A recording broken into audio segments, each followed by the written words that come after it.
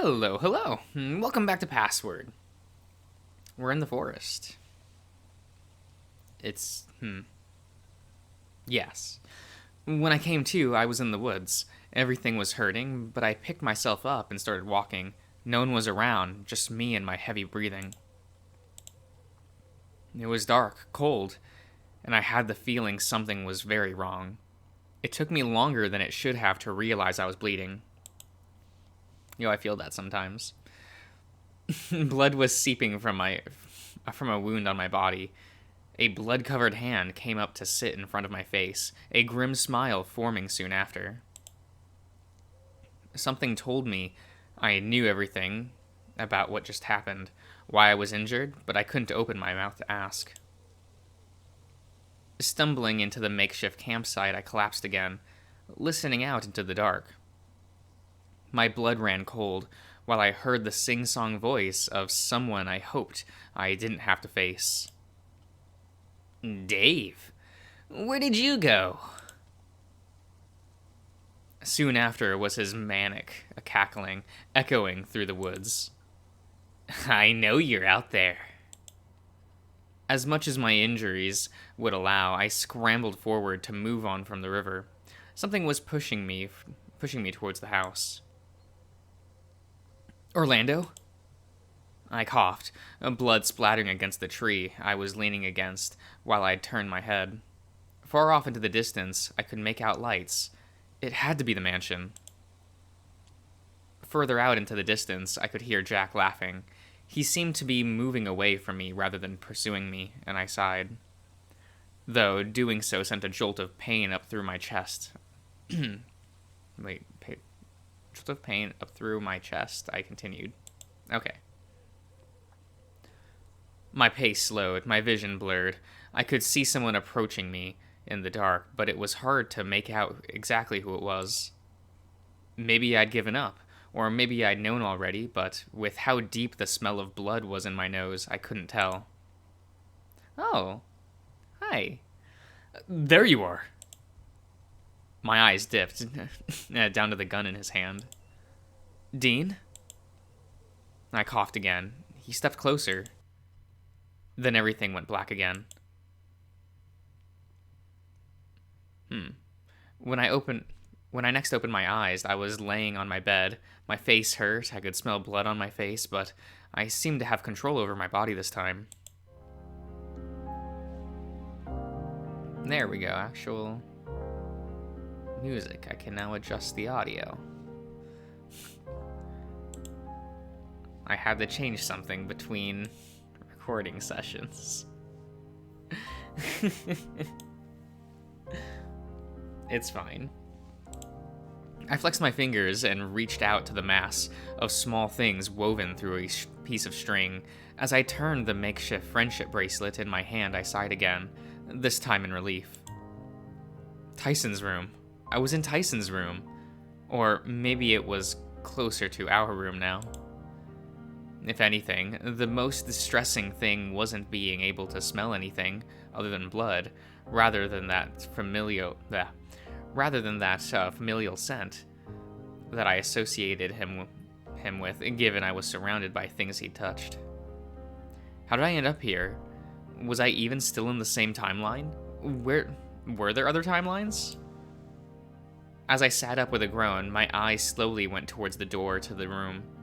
The faint creak of it hinted that someone was on the other side, and a moment later it opened. Ty? Upon seeing me conscious, he ducked his head out of the room before snapping the door shut. Then he marched over to the bed and dropped himself down next to me. What did the rat do to you? What? Found you passed out downstairs, after he told me where you were. Oh, Volt things? Bullshit. No, it's kinda true. I don't really know what happened. We were talking and then that was it. Tyson grumbled, but he seemed satisfied that I wasn't lying to him. I could tell from the wrinkle in his nose he was just worried, though. I'll be okay. Have you seen your face? What's wrong with my face? What happened to it? You're covered in your own blood, Dave. I am? Yeah, probably landed on your nose or something. But outside of that, I can't see anything wrong with you. Oh, well, that's good, I guess. Brought you something to eat. You've been out for a while. How long? It didn't seem like I was out that long. Not that you'd have a way to know. Way of knowing. But you missed dinner.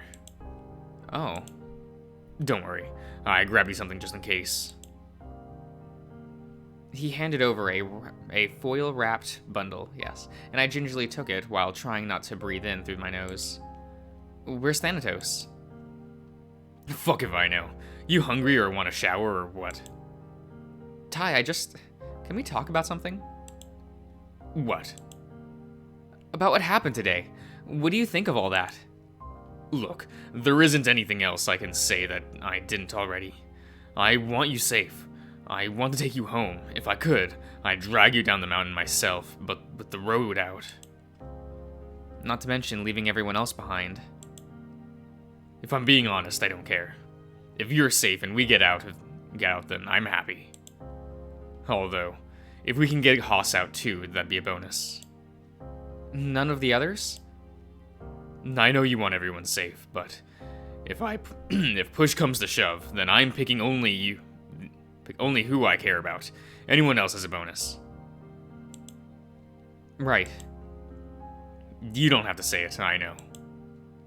In 2 days, we're just going to go through a repeat of all this again, aren't we? Is there anything I can do? I don't think there's anything any of us can do. It's now just a waiting game. Hope things turn out.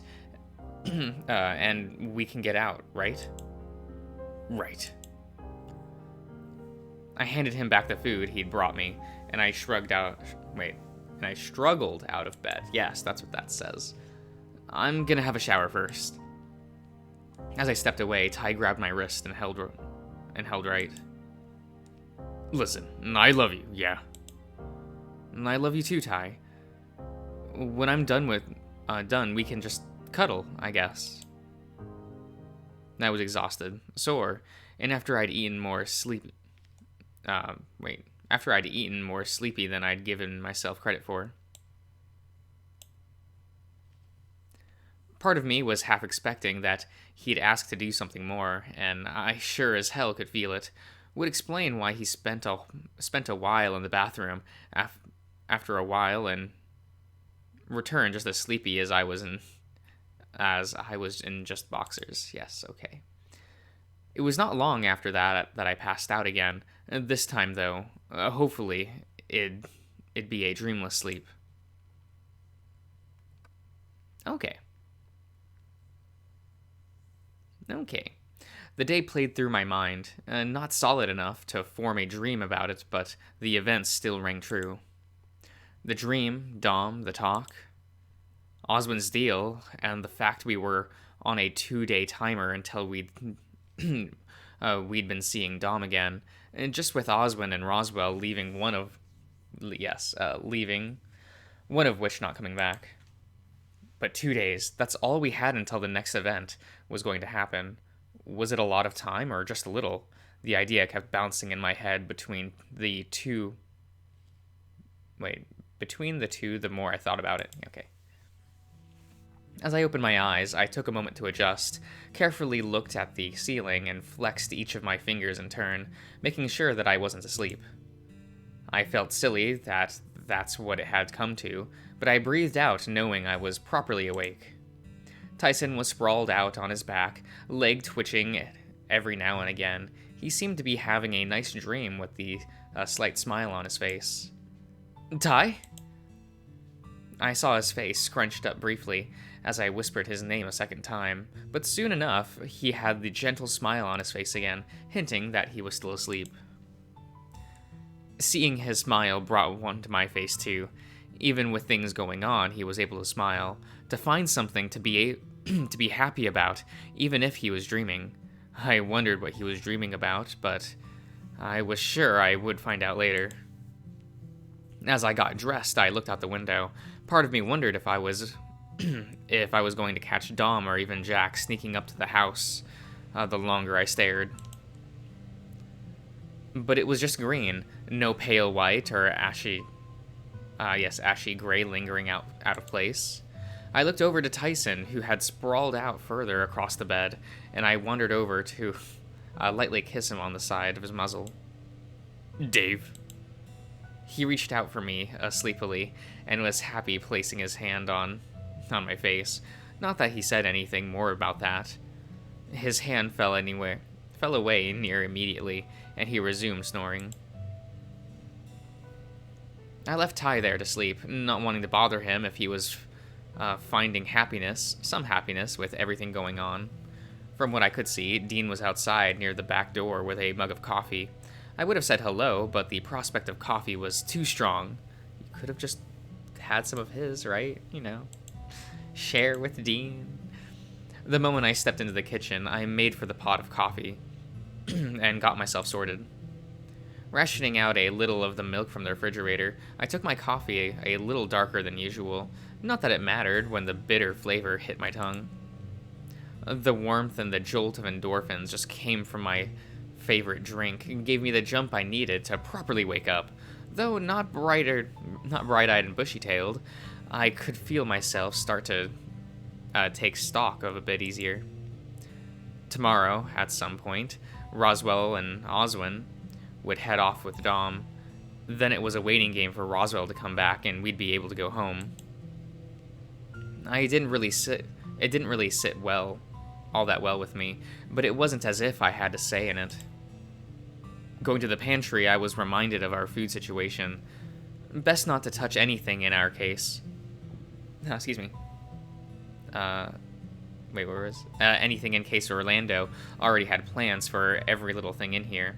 Plans to make breakfast went out the window. Oh. The faint tapping on his foot on the counter clued me into him being there before I turned around, but there he was all the same. "What are you doing?" "Thinking." "About?" "Stuff. Stuff and things. Think stuff." "Stop that." "What else am I supposed to do?" "Making yourself useful seems like a good start." "And how am I meant to be doing that exactly? Dom is coming tomorrow, right? If we play nice, then we can get off the mountain, right?" "You'd think you had listened to what I said yesterday. He's variable." "I still don't really know what you mean by that. Things went all right yesterday. He listened to you. We just have to wait." "You really think it's going to be that simple?" "I hope it will be." "What about Jack, then?" "What about him?" "You think he's just going to let all of you walk off the mountain? I think Memphis will do the same." "Yes?" "Well, that's why I said it's variable. Sometimes they don't." "Even after Dom made his deal?" "Who do you think you're dealing with, Junior? Really?" "It's not like I've had to make deals or talk to the Mafia before. I don't know how this works. I'm just scared. I want to go home. I want to keep my friends safe." "Then think about how you're going to do that." "Can't you just tell me what's not worked already?" "Not doing anything doesn't work. That's a clue." I growled, stepping closer to him, but he took a couple steps back as if expecting me to do something. "I hate how you make me feel, by the way. Like I don't have a say in anything. Like I don't have any control. None of this bad stuff would be happening if you weren't here." "You really think so?" "I know so. If you weren't a thing, then Memphis wouldn't be trying to get you. People wouldn't have to die to test how this thing works. Who knows what else?"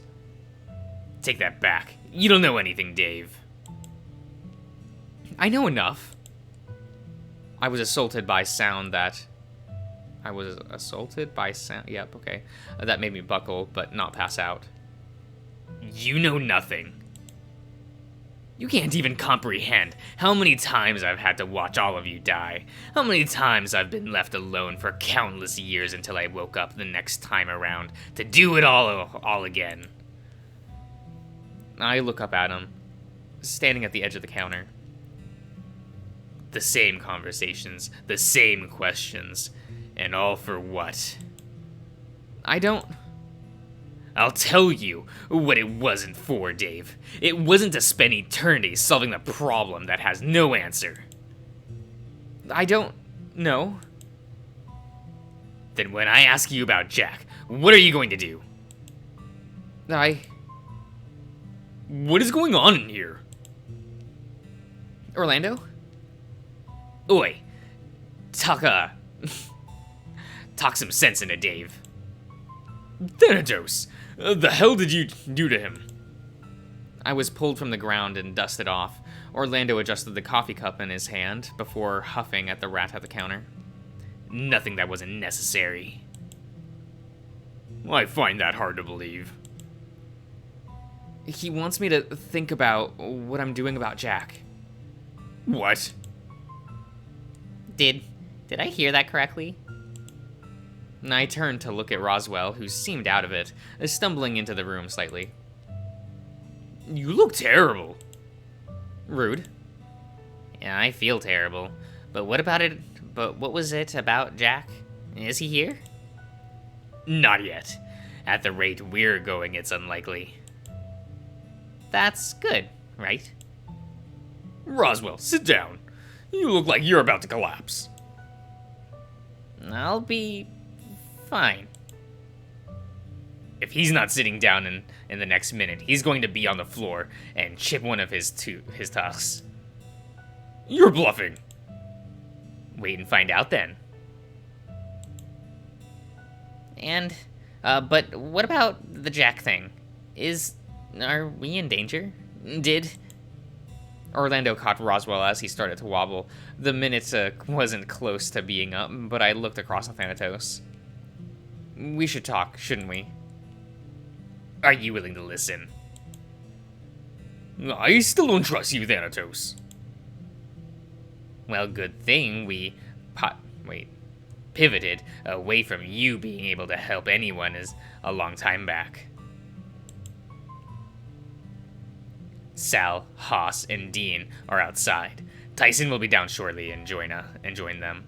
I'll be taking Dave for a bit. What about me and Orlando? What about you and Orlando? Like...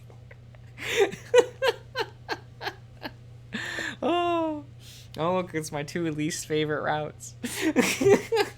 Being left out. Not having a fun time with the pals outside. Rest or whatever, and Dave will fill you in later. For what I think was the first time, Thanatos led the way out of the kitchen towards the front door, not by climbing onto my shoulder, but walking along the floor ahead of me. How was he walking? No. Like, is he walking on, like, just his back legs and walking while, like, sitting up straight? Or is he, like, crawling on all fours? This is an important question. I want to know. I opened the door for him and he stepped out first, with me closing the door behind us soon after. My hand was shaking and I sipped at my coffee, looking out at the trees, trying to spot anything Thanatos seemed to be looking for. I owe you an apology. Am I going to get one? What do you think? Probably not. Well, at least you've got that right. Level with me. Do you hate me? All of us? That's complicated. Yo, say.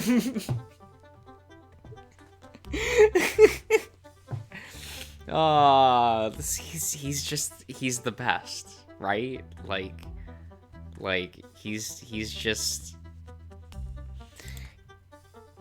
That's not an answer. Why does it matter how I answer? What you think of me, and what I think of you, you lot, doesn't matter. Doesn't matter, all things considered. Outside of you needing us to help you anyway. Naturally, but we're so close, so painfully close.